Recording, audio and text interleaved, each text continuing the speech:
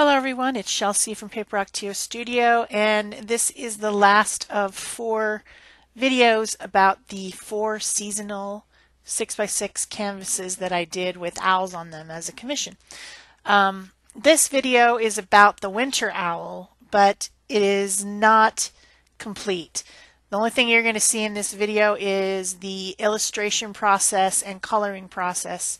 The video that had the background making got corrupted and I couldn't use it, and then also the video at the end where with the finishing of applying the illustration onto the background and finishing the canvas also corrupted. I'm not sure what happened, but you know, sometimes that happens, and people still seem to want to know about the winter owl, so I just decided to go ahead and make this video. So this video is only 4 times fast instead of the 8 times fast that the other 3 were, because obviously I'm missing a lot. To make the background that this illustration will go on, I did a lot of stuff. I used molding paste to make a raised snowflake image. I did dripping with golden high flow. I used some crackle paste on the tree and silver glitter stickles. You know, a lot of layers of interesting stuff, and then I left it overnight to dry, and then this was the next day. The illustration is very similar to something that I saw somewhere. I think it's a coloring page, and I'm not sure who made it. So I saw that, and I liked the way the owl was looking over his shoulder, and I thought that was super cute, and you could get a lot more detail on the feathers. And so I attempted to do something similar, and there's a lot of adjustment going on in this illustration, because if the owl's face is turned looking over the shoulder, then the close eye should be bigger than the eye that's in the back. You know what I'm saying as far as perception goes. So I kept readjusting, and then I thought that I couldn't figure out where the wing should go in relationship to the head on the right side. Like, should it be higher? You know, if I kept thinking about if it's turned, should the wing lower? And so I kept adjusting that. So the illustration actually took me a long time to do because of the positioning. It's not a straightforward drawing at all. So it will take a while, and you may not want to watch this. But if you do, if you like watching me draw and illustrate, then this video is for you. So what I end up doing with this is, of course, I finish it with illustration pens, and then I color it, and then I cut it out and apply it to the canvas over the background that I created with all those other products. And so it's very similar to the other 3 videos. I will, of course, link the other 3 videos for the fall owl, the spring owl, and the summer owl. And you can see that the process in those is very similar to what I did in this one. It's just I lost all the footage for this one. But the background is different. The way I built the background is very textured, and I used a lot of acrylic mediums and products that I didn't really use on any of the others. This one is bumpy. The other ones are pretty flat. So as you're drawing owls or other birds, you think to yourself, how many feathers do they have? Am I making the right amount of feathers? Do they have longer feathers and shorter feathers? Where would those be? You know, these are all whimsical illustrations. They're not realistic in any way. And so I always think about it as I'm going. And then, of course, this owl is showing 2 wings folded backwards. So how do you make the delineation between the 2 wings? Will you be able to see it, or do the feathers just all fold over themselves? You know, there's a lot of considerations. I don't know. He's cute, though. Very cute. Also, when I was making the background, the canvas background, which I don't have the footage for. I can still tell you about it. I made sure that I didn't put any of the bumpy stuff, the molding paste, the crackle paste, all that type of stuff in the center of the canvas. I just tried to concentrate that stuff around the edges, knowing that I was going to put this focal image illustration right in the middle. And if you try to collage over bumpy stuff, it doesn't work very well. It doesn't work very well at all. So I made sure of that. But then, of course, I didn't realize I was going to be making this tree, which kind of looks like a birch tree without leaves because it's winter. Is going for the blues and the grays and the cold, cool colors of winter. And so I thought a naked birch tree was a perfect thing for this owl to perch upon. And I ended up having to collage that over some of the bumpy parts, which were a little bit tricky, but it worked out in the end. Of course, you won't see that because I lost it. It's very frustrating when technology doesn't work the way you want it to. That happens to all of us, I know, but it's just, wow. You're trying to make something and then everything just gets lost. It's just like, wow, why is this happening to me? What did I do to you, you silly computer? So now I'm in the process of doing the black lines. These pens are India ink pens made by Faber-Castell, and they're called Artist Pet pens. One of these days I'm going to figure out why they're called pet pens. They are not the pets. These are the best pens ever. I don't know why they're called pet pens. And also the other ones, the brush pens that I use a lot, those are called pet pens too, and I don't know why. I don't know what pit means. Like, is that who invented them? I have no idea. But the company is Faber-Castell. The pens are called pit pens, and they are filled with India ink, which once dry is permanent. And so they're really great for this application.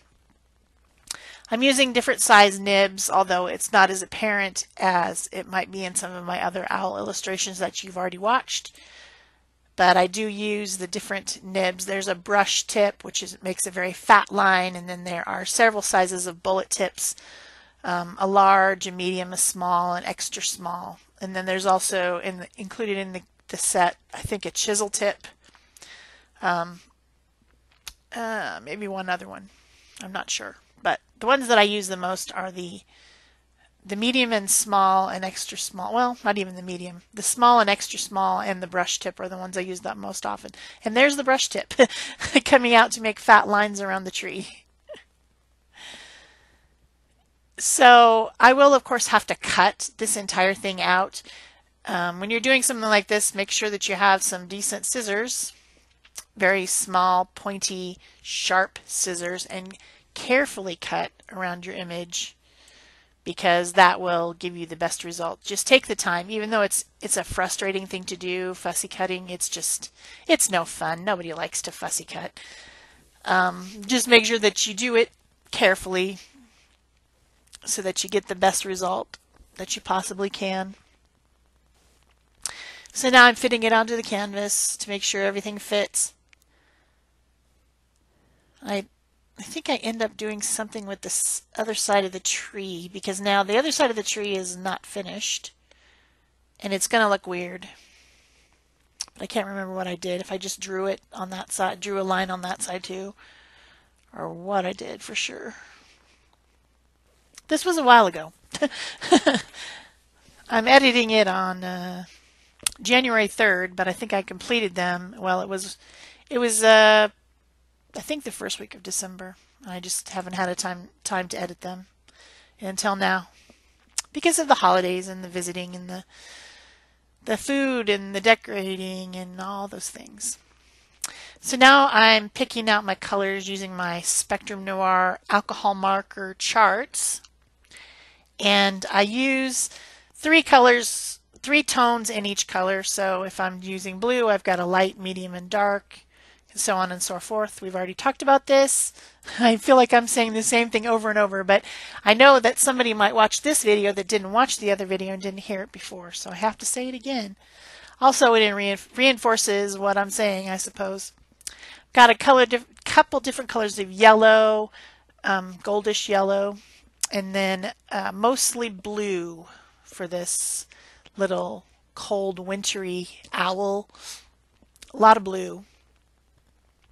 And I'm picking the colors. Obviously, I have a lot of Spectrum Norm markers. I kept buying them until I had them all because I can't stand just having a partial set.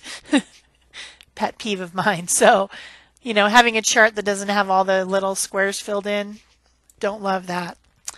So I can pick and choose, do I want a warm blue or do I want a cool blue? And I do that by looking at the canvas, figuring out what colors of the markers are closest to what tone and shades are on the canvas background so that everything is cohesive. It's nice to have that many markers. I got the original 4 sets from my friend last Christmas, and then I kept over the year I kept buying a few here and there until I had filled them all in. Otherwise, I just don't really think I'd use them that much because I would always be craving that one marker that I don't have. The one color that I don't have would be the one that I needed all the time. I'm also using a white Posca pen to add stark white highlights. I like to do that a lot. And I'm using some gray. There are so many colors. If you can see right there on the right hand side, so many colors of gray in these markers. There's a ton. There's warm grays, there's cool grays, there's blue grays, there's red grays, there's just a ton. So I had to pick carefully some grays to use on my owl as well. Do I have anything more to say? No, there's no blue owls. I don't think there is any blue owls. There might be some that have gray which has a bluish tint and some light, but no, these are whimsical. They're purely fantasy. They're not realistic at all. I don't claim to be able to draw realistic anything. Only whimsical, cartoony looking styles. There comes the white Posca pen again. It's interesting to me to watch these videos as I'm doing the voiceover, especially when I didn't just do it. It's been, several weeks. It's fun for me to watch and figure out what I did because I don't remember. I have no idea. So I'm learning what I did just along with you. I'm not sure why I ended up using the goldish colors in there with the blue on the feathers. I don't know why I picked that because there's definitely not any goldish colors in the background. So I don't know what prompted that little band of color on the wings. I really don't know, but I like the way it turned out. Kind of a gold yellow color. And then I've got the grays, I've got the blues. Here's a real nice deep blue coming in. So generally what I do when I'm using the markers, I want to have each little section of something very shadowed and dimensional and blended looking. So I usually start with the lightest color and I color in that whole little section, and then I add the shadow, the medium color as a shadow, and then I add the darker color even in a smaller area. And then sometimes I take the lightest color and go back over it. And that seems to work pretty well. So this video is about over. This is me drawing and coloring. It's a drawing and coloring video. And highlighting with white. So I hope you've enjoyed it. I'm sorry that the rest of the process is not available, but I think you can probably figure it out by watching the other 3 videos, which I will link in the iCards so that if you missed them, you can watch them. And be sure to leave it a thumbs up, comment, subscribe, turn on your notification bells. That's it for me. Thanks. Bye-bye.